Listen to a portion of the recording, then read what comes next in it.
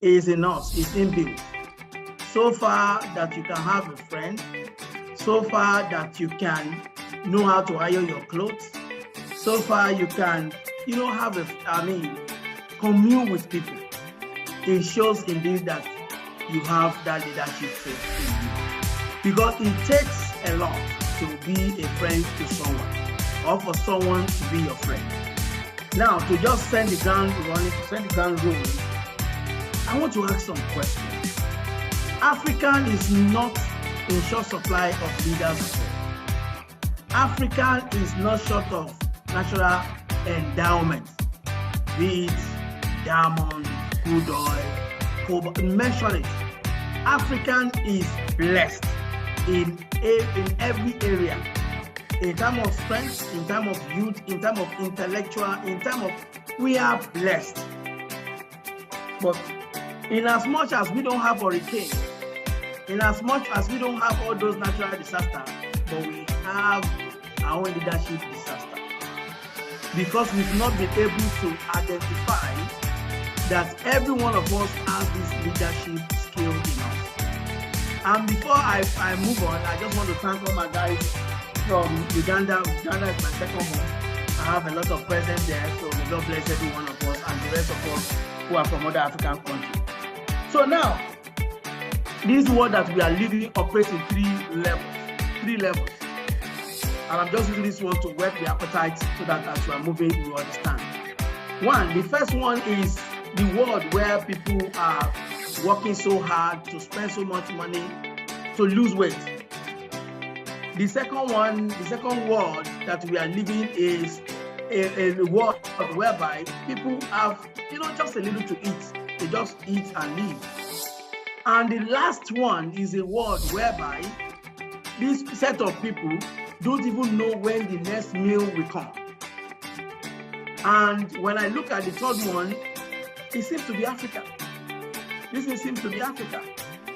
If you look at all the indices, look at all our index, look at all the research, the poorest of the poorest, where we have so many disasters, everything is in Africa. You ask yourself, why? So I have the following questions for us as we go along, as we are, taking this course in. I want to ask some questions. The first one is, why is it up till now that Africans don't consume don't produce what we consume? Why? I want us to think of that. Why, with all the population that we have, why is it that we don't produce what we consume? The second one is, why is it that only few African countries are politically stable? Why is it that the majority of sub-Saharan Africans are in one political turmoil or the other when things are not just working at all? The third question that I want to ask every one of us while we are talking about this is that why, is only in Africa why we have the highest number of tribal war, conflicts, or disagreement? Why? Why is it that we need to ask ourselves these questions? Then the last one here is that why is it that an African child, either a boy or a girl, struggles in his own country, but the moment they fly or they use any means to cross to Europe, they prosper? Or they go to America or go to Europe or go to Asia, they prosper. Why? All these questions are what I want all of us to have at the back of our mind as we journey with me in this presentation. Because I love one of the quotes that the last presenter said. I love it so much. And I wrote it down. I'm going to place it. He said, the greatest distance in the world is the dream world and making it physical. I put it in my own words. So it shows that there is something missing. There is something missing because we have been beaten so bad. Our orientation has been affected in such a way that we don't even know what we have. We don't even know the kind of the inbuilt that we have in us. And that is why I want all of you to be with me in this journey. no African, no person is born empty, no one. And that is why I always tell people, look, don't ever allow anyone to talk you down. I mean, I've heard many cases where people will say, oh, he has a big head, oh, he's stupid. There is no one that is stupid. I've never seen one that is stupid. There is something in us. And every person that God has made or born of a woman has one unique thing or the other. And that is why, when we look at it, Africa and I was saying Nigeria in particular, but I was trying to put it back home. We are not in social supply of leaders. And that is why in all our endeavors as people as nation, we have all this.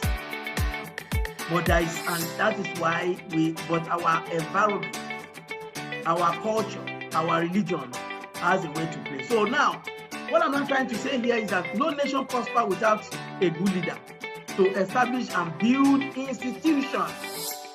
I'm telling you, if Donald Trump has been an African leader, he will still be on the throne by now.